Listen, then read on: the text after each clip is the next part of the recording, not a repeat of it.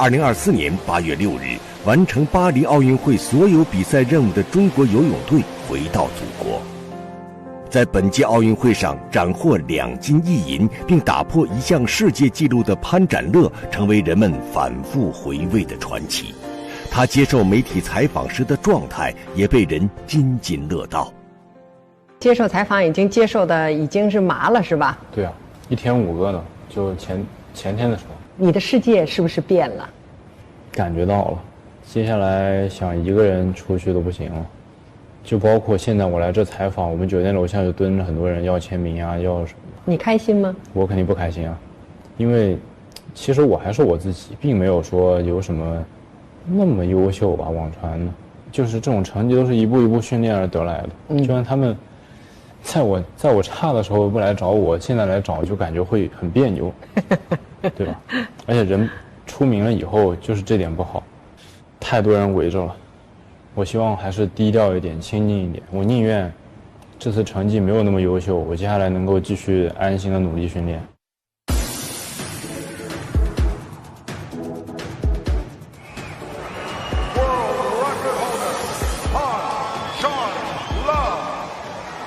9天的奥运之旅，潘展乐创造了多个历史时刻。他收获了中国第1个男子100米自由泳奥运冠军，还将成绩提高了0.4秒，刷新了由自己保持的世界纪录。进入到最后一棒，中国队有机会。他在男子4×100米混合泳接力决赛的最后一棒完成神奇逆转，帮助中国队夺得冠军，打破了美国对这个项目长达40年的垄断。这样的时刻正是体育激动人心的魅力所在。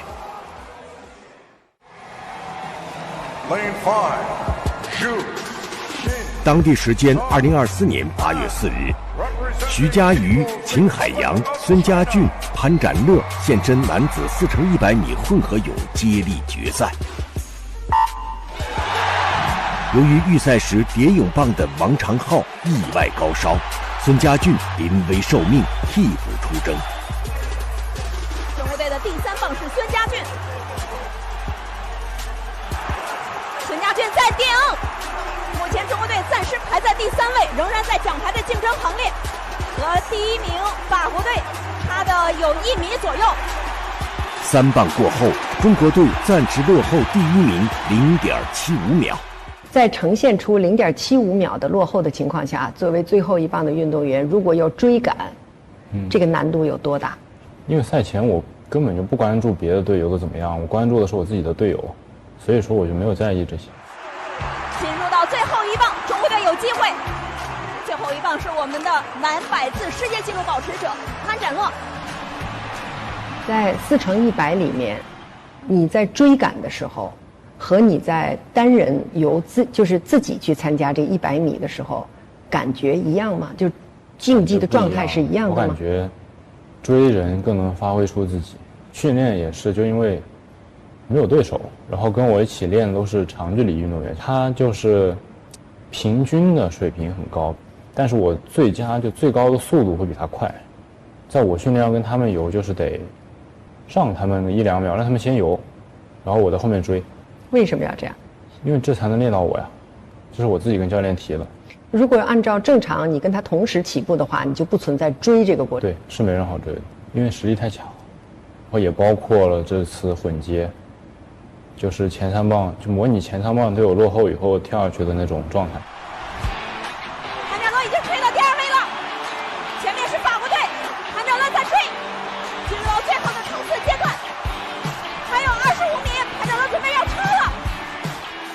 当你下水的时候，你会随时看着左右、周围，还是说不看，我就看我自己？我不看吧，就是最后的25米才看。100米的最后25米是最关键的一个阶段，就只要你顶住了，别人就会掉下去，然后你就能赢他们。什么叫你顶住了，别人就会掉下去？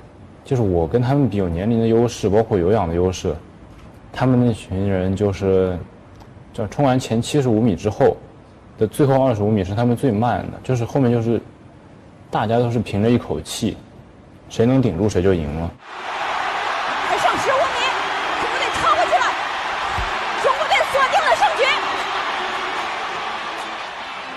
3分27秒46，中国队战胜美国队，首次获得该项目的奥运金牌，终结了美国队在这一项目上的垄断。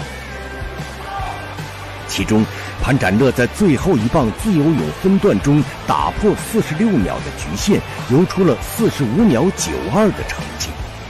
尽管非混合类接力游泳的首棒选手才能被认证为世界纪录，但这已是人类首次游进46秒内，这距离潘展乐闯进48秒大关仅过去了2年。我相信你在这一行也应当听说过这个所谓的定论，就是亚洲人、黄种人对啊，所以说可能都是被这个定论给框住了。包括日本人现在全国纪录也是47秒85，他们对48秒以内这个目标啊，看的可能有点高了，很神圣吧。但对于我来说，就是没有那么高，只是当做自己人生的一小步吧。泳坛100米自由泳的48秒大关，对于亚洲运动员来说是一个门槛。2022年布达佩斯游泳世锦赛，潘展乐在100米自由泳半决赛上游出47秒65，成为中国第2位在该项目上游进48秒的选手。此后，他的成绩一路攀升。参加巴黎奥运会之前，他以46秒80的成绩问鼎2024年多哈游泳世锦赛，打破了罗马尼亚名将波波维奇46秒86的世界纪录，成为该项目新的世界纪录保持者。巴黎奥运会是潘展乐参加的第1届奥运会，自1896年首届奥运会起，100年来全亚洲仅有日本选手于1932年摘得男子100米自由泳桂冠。这次从赛前的采访开始，我就一直在给自己心理暗示，我就说这次比赛是我第1次参加奥运会，压力能少一点就少一点，然后包括外界也不要关注我，然后能拿金牌就拿，拿不到就无所谓，还有下一届，轻轻松松参赛就行了。潘展乐的首场决赛是男子4×100米自由泳接力，中国队最终游出3分11秒28的成绩，排名第4。但潘展乐首棒游出46秒92的成绩，打破了男子100米自由泳奥运会纪录。然而，开局良好的他，却在他的主项男子100米自由泳的预赛上，让人为他捏了一把汗。预赛给你的判断是什么？就是你对各个的选手的判断是什么？预赛当然大家都不会全力了，因为我预赛旁边是查尔莫斯，他是16年的冠军，20年的亚军，他的实力就是47秒08，我想的是跟着他游应该能进。比赛开始，高手过招，差距只在毫厘之间。潘展乐预赛游出48秒40，并列第13位，涉险过关。为什么你是故意游成那个样子？我想把我所有的力都留到决赛，然后导致那天上午就是说放的有点多了。那挺悬的啊，差点给自己游出去了。运气好吧。有惊无险晋级后，潘展乐不敢掉以轻心。半决赛中，他略胜澳大利亚选手查尔莫斯和罗马尼亚选手波波维奇，以47秒21的成绩排名第1，晋级决赛。进入决赛，你觉得外界舆论有没有把关注的目光放在你身上？我不关心外界舆论。你觉得大家看好你吗？我也不关心这些，而且法国主场就是进去以后，只要有法国运动员，他们都会为他欢呼。你只要不在意，或者说把那些欢呼当作是对你的就行了。巴黎奥运会男子100米飞鱼大战一触即发。当地时间2024年7月31日，男子100米自由泳决赛，潘展乐从第4泳道跃身入水。比赛开始，潘展乐反应是0.62，排在所有选手当中最快，在前程保持领先。此次巴黎奥运会的赛事泳池特殊之处在于池深不足3米，理论上泳池越浅，在同样的扰动条件下，表面波浪就越大，会影响运动员的技术发挥。3米深的池子就是你上面不管浪多大，底下的水都是静的，能带动它一起，就是消除这个浪。我第一天接力开蚌不是打破了奥运会纪录嘛，46秒92。那个时候我在四岛游，我感受到了那一阵浪，就是直接把我给拍停了，然后我要重新启动。它会影响到你吗？会啊，但是也影响了所有人。我在决赛又没感觉到这个浪，可能是前程冲太快了，把他们甩到后面了，没有浪了。潘展乐转身之后继续领先，潘展乐加速。后50米，潘展乐越游越快，逐渐将其他选手甩开1个身位之多。因为我是左侧换气，就能看到这边的5、6、7、8道的，对，看到他们都比我慢。我游回来的时候看不到1、2、3道的运动员，所以我就只能闷头冲。看不到意味着什么？意味着未知呀。那有可能他在前面，也有可能他在后面，所以说我只能尽我所能。如果我全力了还是没赢他们，那只能证明是我输了。我下次还得继续努力。潘展乐，最终潘展乐以1秒08的优势站上了世界泳坛之巅。46秒40，他超越了自己，创造了新的世界纪录。然而，他的成绩引发了部分西方国家的质疑。此前，关于中国国家游泳队在巴黎奥运会前夕所遭受的密集兴奋剂检测事件，也引发了广泛关注和热议。我们这种肯定都希望不要带有偏见，单纯的为了记录或者说最好成绩而突破，希望会有更多这样的人来突破每个世界纪录啊，这样才会有意思嘛。你觉得委屈吗？心里会受委屈吗？肯定会啊，因为我就是清白的呀。包括我的兴奋剂检测，去年1年加上今年的5月份到7月份有50多次，都是阴性，而且我们自己吃的喝的都是管着的，经过严格的筛查，就是不存在用药的行为，也不存在误服误用的行为。你能靠什么去改变？所以需要打破他们的偏见。第一个是先做好自己，保证自己是清白的；第二个就是拿成绩有力的回击他们。随后的男女混合4×100米混合泳接力预赛迎来一场惊世对决。潘展乐在最后一棒以毫秒之差创下47秒07的优异成绩，助力中国队从落后的小组第7名攀升至第2名，以总体第3顺利挺进决赛。中国队最终摘得银牌。加上男子100米自由泳和男子4×100米混合泳接力2块创造历史的金牌，潘展乐以2金1银的战绩结束了自己的巴黎奥运首秀。更加完美的是，他在男子4×100米混合泳接力中上演神奇逆转的那天，正好是他20岁的生日。20岁的生日怎么过的？别人祝我生日快乐，祝我终于突破了46秒大关，完成了自己的愿望。这是你想要的吗？20岁是个大生日，这是你想要的吗？20岁怎么是大生日？我18岁的时候也有人跟我说是大生日，19岁也是大生日。你以往怎么过生日？爸爸妈妈怎么给你过？以往其实就是一个蛋糕，然后有时候会发红包或者小礼物。现在我觉得还是，就是目光已经不在乎这些了。甚至微信什么动态我都没发过我今天的生日，我觉得就是很平常的一天，接下来还有很长的时间嘛，需要我去努力。就是人不平常了之后才会做这些平常的事儿。就是特别是以前我没成绩的时候也是特别想蹭这个签名啊，想每天官宣说自己我过生日啊怎么样。现在发现目光还是太短浅了。什么叫目光短浅？因为你每天训练都练不好，你还跟别人讲今天你生日，还有人来祝贺你。可是你都是已经世界冠军了。对啊，所以说今天就是在我想低调的时候低调不起来，但是在我就是没成绩的时候想高调的时候高调不起来。20岁的想低调也低调不起来的潘展乐，总在不经意间让人看到他的桀骜张扬。但其实，在他想高调也高调不起来的少年时代，他的这种个性就已初露端倪。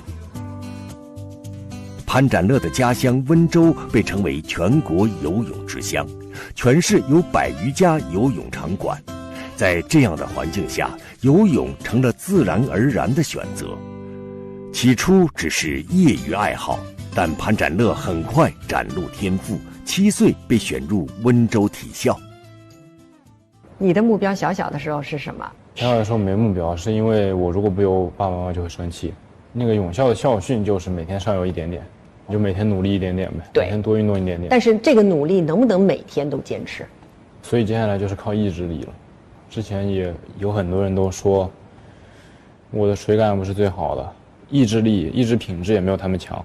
那你听他这些话，你会反弹吗？我不会反弹，他们说什么就是什么呗。我努力只有我自己知道，又不是他们知道。2014年的省运会上，刚满10岁的潘展乐5天比赛拿了7块金牌，包括50米、100米、400米自由泳和200米混合泳及3项接力。每场比赛他都能落下对手好几个身位。2022年，带了8届美国奥运选手的美国名帅马克·舒伯特在中国代训队员。潘展乐短池200米混合泳游至1分57秒，引起舒伯特的关注。舒伯特建议他转攻200米混合泳。别人跟我讲呢是，马克·舒伯特这个教练说了我适合练混合泳，我混合泳有前途，然后我就理解成了我100字没前途。听到这一句话对你的影响是什么？你说我不行，那我肯定得有个人站出来，证明给他们看。2022年，潘展乐入选中国国家游泳队，开始了更为系统科学的训练。一天能练多狠呢？多狠啊！正常的话，一天有个15000米吧。每天？基本上早上比下午少，有时候早上6、7千，下午一般就是8000，一半一半。7、8000，对。这个速度怎么才能练上去啊？就是每天都冲刺呗，就一直冲50米，冲100米。冲25米，冲75米这样的。因为游泳对于游泳来说，一天不练其实就会有所下降。有没有烦的时候？不会有吧？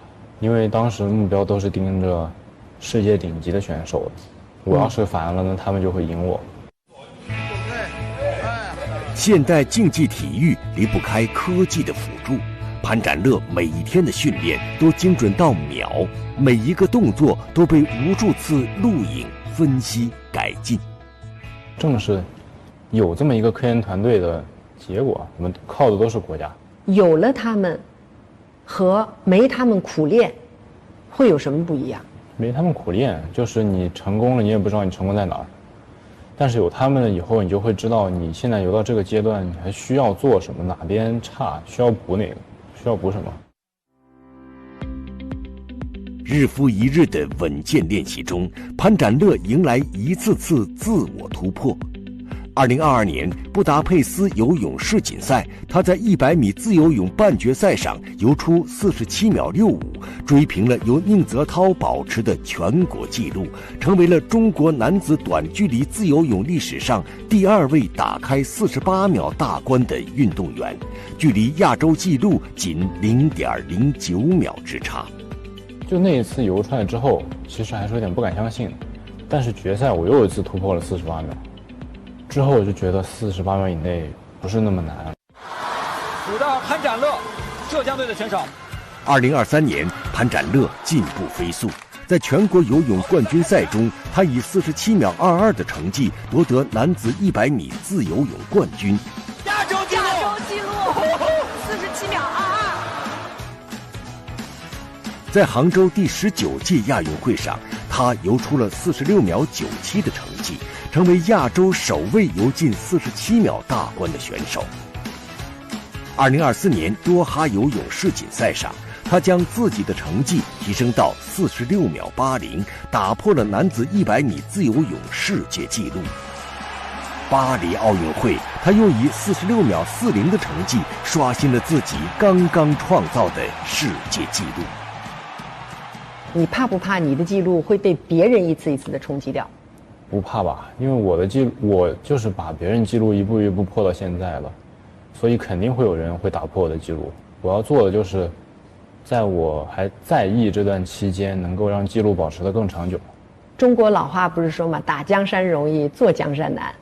那被别人打破的时候，你心里设想一下，不会舒服吧？肯定啊，正常人都不会舒服。但是，首先还是能够恭喜吧，有人能打破我的记录，得有个人领路，然后大家才能从这个框框里面给冲出来。就像我现在达到了这个成绩，我未来突破得更高更远，后面也会有人，不只是我们国家中国人，也有可能是美国、英国、澳大利亚，或者说其他小国家，也会有人站出来去突破这些。自从我出来以后，王浩宇就比我晚了大概半年，他比我小1整岁，比我晚半年时间突破了48秒。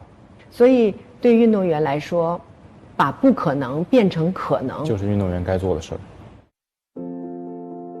当潘展乐在巴黎奥运会刷新世界纪录后，澳大利亚知名游泳教练霍克曾表示质疑，认为这在人类能力范围内是不可能做到的。他说：“我从科学的研究来证明这是不可能的。”对啊，你怎么看待他的这个所谓的科学证明？我觉得他说的很好啊，最好他多说几次，误导一下西方人，这样我们就能起来了。他说人类，他不是说的他所熟悉的运动员，他说人类不大可能。就是他既然这么说了，就能证明他还是把自己给框住了，没有跳脱出这个范围。你怎么看所谓的这个框定？框是给人设的呀，是人给人设的，你只要不信他不就行？对你有影响吗？有帮助啊，大家的所有的鼓励和贬低我的话都能化作我的动力。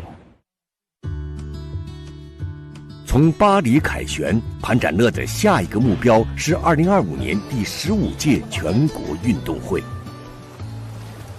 对于像你已经参加过最高顶级赛事奥运会，在准备一个全运会，是不是相对压力也挺大的？因为我现在全运会100字冠军我还没拿过，但是我已经拿了世锦赛和奥运会的了。那这样说的话，那你下一届奥运会可怎么办？你下一个金牌可怎么拿？下一个金牌不想呗，就当做我只能拿这2块金牌，然后去训练。等下一届再是给自己心理暗示。